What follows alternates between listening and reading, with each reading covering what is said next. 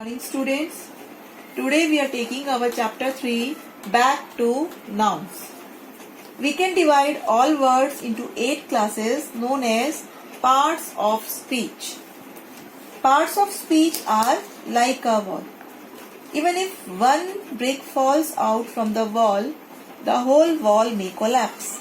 In the same way, if we omit even one part of speech from our sentences, the sentence will have no meaning.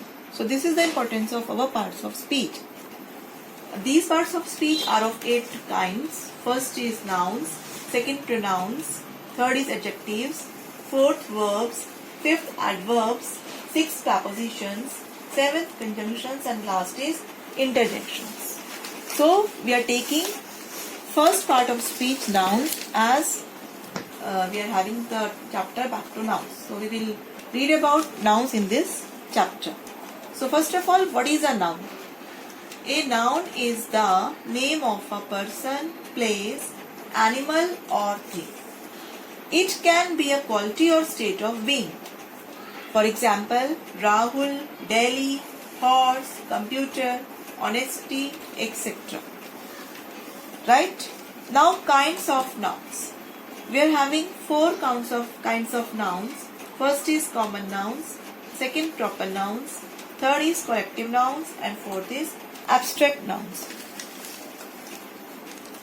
First of all, your common nouns. What are common nouns?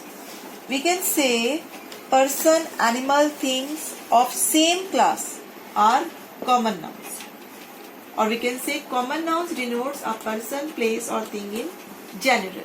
For example, boy, river, city. It can be any boy, any river, any city. Right? Not a particular one. Next is proper nouns.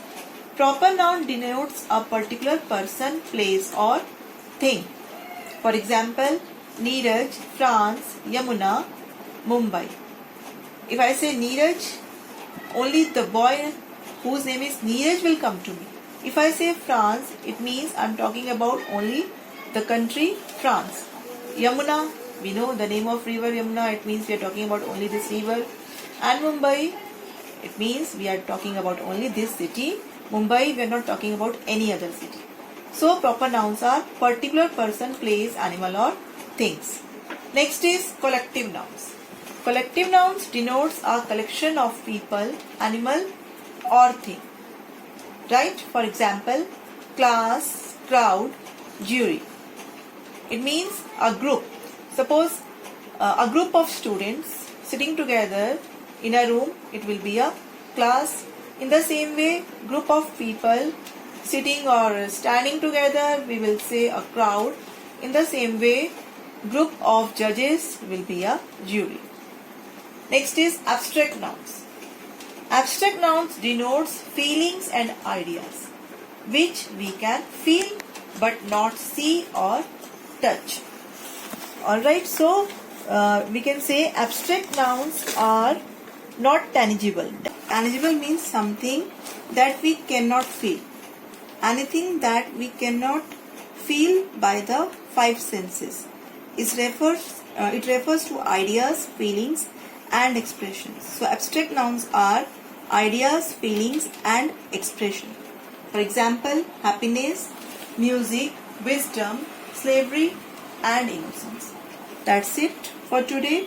And students, please make this diagram in your notebook. After that, write the definition of nouns and make this diagram of kinds of nouns. Thank you. And one more thing I want to tell you, to ask you that please, after doing your work, send me your name with your class in the group only. Thank you.